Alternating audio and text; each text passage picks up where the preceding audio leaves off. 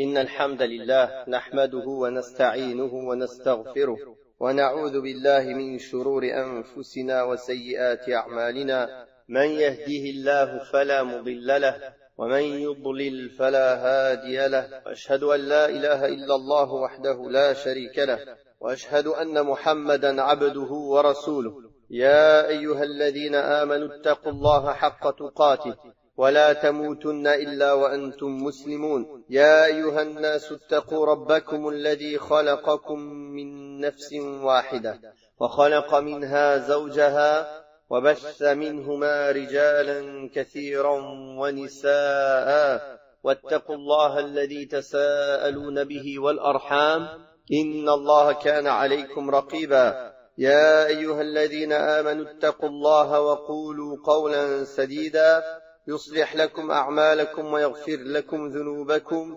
ومن يطع الله ورسوله فقد فاز فوزا عظيما أما بعد فإن أصدق الحديث كتاب الله وخير الهدي هدي محمد صلى الله عليه وسلم وشر الأمور محدثاتها وكل محدثة بدعة وكل بدعة ضلالة وكل ضلالة في النار. Nous sommes arrivés au verset 243 de Surat al-Baqarah. أعوذ بالله من الشيطان الرجيم. ألم تر إلى الذين خرجوا من ديارهم وهم ألوف حذر الموت فقال لهم الله موتوا ثم أحياهم إن الله لذو فضل على الناس ولكن أكثر الناس لا يشكرون وقاتلوا في سبيل الله واعلموا أن الله سميع عليم من ذا الذي يقرض الله قرضا حسنا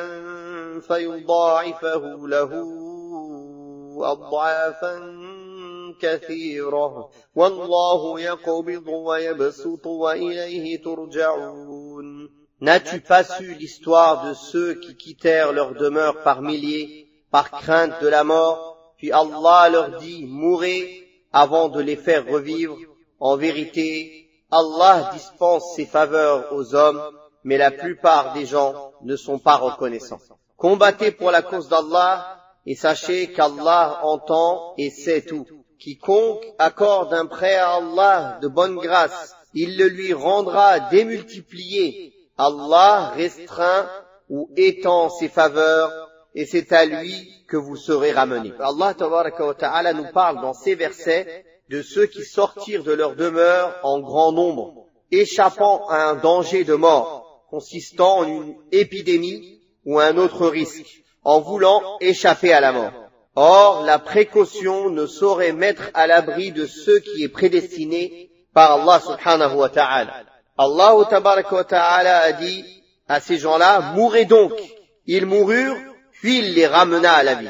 Soit à la suite d'une invocation d'un prophète, soit sans cela, par miséricorde pour eux, par compassion et clémence, et pour montrer ces signes à ces créatures sur la résurrection des morts. C'est pourquoi il a dit, subhanahu wa ta'ala, certes Allah est plein de bonté pour les hommes, mais la plupart d'entre eux ne reconnaissent pas ses bienfaits. C'est-à-dire que ces bienfaits ne leur inspirent nullement de la reconnaissance et de la gratitude envers lui.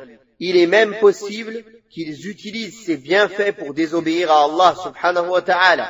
Peu d'entre eux témoignent de la gratitude et de la reconnaissance envers Allah. Ces gens qui reconnaissent les bienfaits d'Allah tabaraka wa ta'ala, c'est ceux qui les utilisent dans l'adoration d'Allah tabaraka wa ta'ala et non pas dans sa désobéissance. Ensuite, Allah tabaraka wa ta'ala a ordonné de combattre sur le sentier d'Allah, pour sa cause, c'est-à-dire de combattre les ennemis, pour que sa parole soit la plus élevée et pour faire triompher la religion d'Allah. Et il a dit, subhanahu wa ta'ala, dans le sens, combattez donc pour la cause d'Allah et sachez qu'Allah entend et sait tout. C'est-à-dire, faites en sorte que vos intentions soient bonnes et que votre objectif soit la face d'Allah tabaraka wa ta'ala. Et sachez que si vous restez chez vous en refusant de combattre pour la cause d'Allah, vous ne gagnerez rien, même si vous pensez que dans votre refus de sortir pour combattre pour la cause d'Allah, vous préservez votre vie. La situation n'est pas comme vous le pensez.